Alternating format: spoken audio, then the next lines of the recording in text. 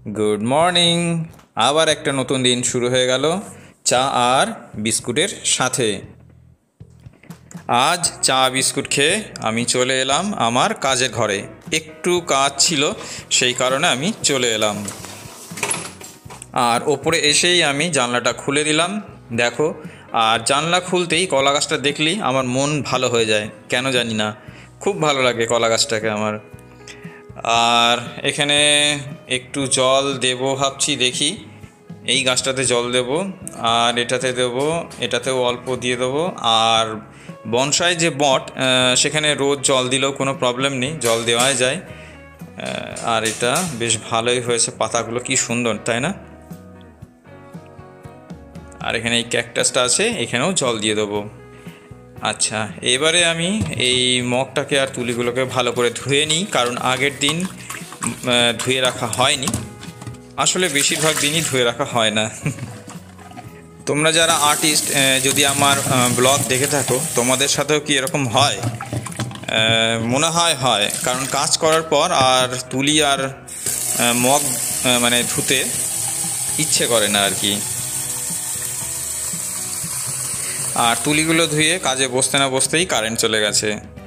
আর এই যে ছোট্ট পাখাটা, এটা আমি কিনেছিলাম অনলাইনে, খুব কাজের, খুবই ভালো। এখানে 3টে স্পিড মোড রয়েছে এটা দিয়ে। আর বাঁ দিকটা দিয়ে এই যে রোটেট হচ্ছে, যে রোটেট হয়, মানে 2-3 জন যদি একসঙ্গে কেউ বসে, তাহলে কিন্তু হাওয়া এদিক ওদিক ঘোরাঘুরি করবে। খুবই ভালো ছোট্ট পাখাটা, কিন্তু দারুণ, খুবই ভালো হাওয়া। আর এই করতে করতে আমার সকালে টিফিন খাওয়ার সময় হয়ে গেছে। দারুণ একটা তরকারি, চিংড়ি মাছ দিয়ে আলু আর ঝিঙে দিয়ে একটা ঝোল ঝোল করে তরকারি, রুটি খাওয়ার, ভাতও খাওয়া যায়, খুব ভালো। আর একটা ডিম সেদ্ধ আর 3টে রুটি, দারুণ, খুবই ভালো। এই তরকারিটা সত্যি আমার খুব ভালো লাগে। আর সকালের জল খাবার খেয়ে আমি যাব একটা ক্লাসে একটু। আর ক্লাসে যাওয়ার পথে এখানে কাশফুল চোখে পড়লো, এবং সেটা খুবই ভালো লাগলো বলে আমি ক্যামেরায় ধরে রাখলাম। সত্যি কিন্তু এই পুজো আসছে, সেটা কাশফুল দেখলে বেশ ভালো লাগে। বাচ্চাদের মতো সহজ করে বোধহয় আর কেউ ভাবতে পারে না। আমি ওকে গাড়ি আঁকতে বলেছি, আর ও এত সহজভাবে আর এত সুন্দর করে গাড়িটা এঁকেছে, সত্যি ভাবনার বাইরে। এটা কিন্তু আমরা বড়রা কিন্তু পারবো না, সত্যি কিন্তু খুব ভালো এঁকেছে।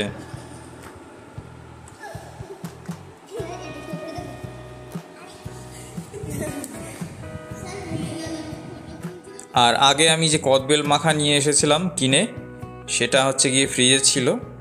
আজকে আমার বউ লেবু পাতা আর হচ্ছে গিয়ে চিনি, একটু সামান্য আর একটু নুন অ্যাড করে খুব সুন্দরভাবে মাখিয়েছে, দারুণ টেস্ট। আর আজকে দুপুরে খেলাম ফলুই মাছের ঝোল দিয়ে ভাত, জ্যান্ত টাটকা মাছ, সত্যি কিন্তু খেতে ভালো লাগে। আর দুপুরে আমি শুয়ে একটু রেস্ট নিচ্ছিলাম, আর বউ এদিকে আইসক্রিম কিনে নিয়ে এলো। মানে বাড়ির পাশ দিয়ে রাস্তা দিয়ে যাচ্ছিল আইসক্রিমের গাড়ি, তো সেখান থেকে কিনে নিয়ে এসে আমাকে দিল, এবং যেটা আচমকায় পেতে এটা বেশ ভালো লাগলো। শরীর এবং মন দুটোই ঠান্ডা হয়ে গেল। আর বিকালে আমার ক্লাস থাকে, সেখানে ক্লাস 2-এ পড়ে পূজা। এত সুন্দর কাজ করছে যে বলার বাইরে। যেমন পেন্সিলের কাজ তেমনই কালার দিয়ে করে, খুবই ভালো। মাত্র ক্লাস 2-এ পড়ে, তাতেই এমন কাজ করছে। একে যদি ঠিকঠাকভাবে আমি এগিয়ে নিয়ে যেতে পারি, হয়তো অনেক ভালো কিছু করতে পারবে হয়তো জীবনে। আর এই দেখো, একদম রামধনুতে ভরিয়ে দিয়েছে।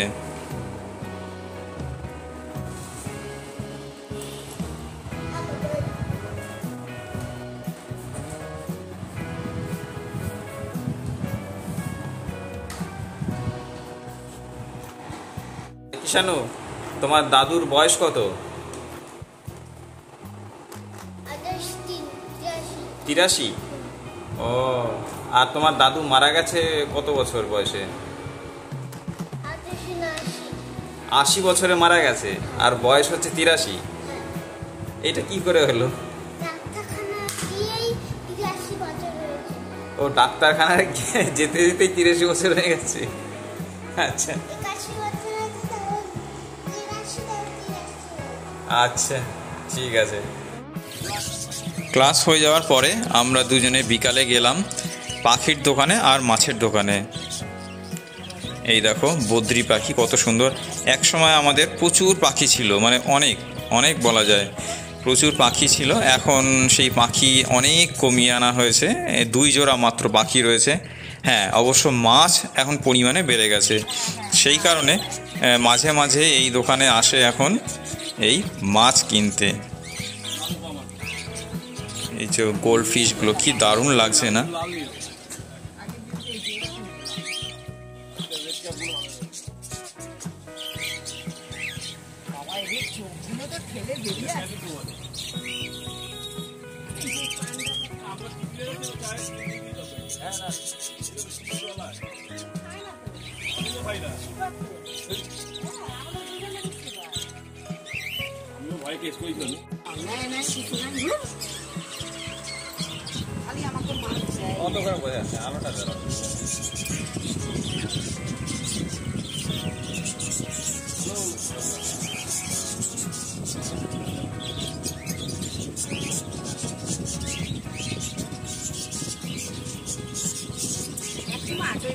তো এখান থেকে আমরা রেড ক্যাপ গোল্ড ফিশ আর হচ্ছে গিয়ে দুটো অন্য রকমের গোল্ড ফিশ নিয়ে এলাম, একটু কালারফুল।